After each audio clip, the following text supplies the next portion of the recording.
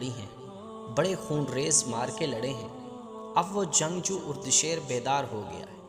اب رقص و نغمہ اور یہ طلسماتی جوانیاں ان پر الٹا اثر کر رہی ہیں۔ اب وہ کسی رقاصہ اور قصہ مغنیہ کو نہیں، ہرمز کو بلاتے ہیں، اندر زغر کی پوچھتے ہیں، بہمن اور انو شجان کو پکارتے ہیں۔ کہاں ہیں ان کے یہ سالار؟ تم انہیں کیا دھوکہ دو گی؟ کچھ نہیں، ملکہ نے آہ بھر کر کہا، کچھ بھی نہیں۔ آپ ٹھیک کہتے ہیں، لیکن کچھ تو بتائیں، میں کچھ نہیں سمجھ سکتی۔ کیا آپ مسلمانوں کو جانتے ہیں؟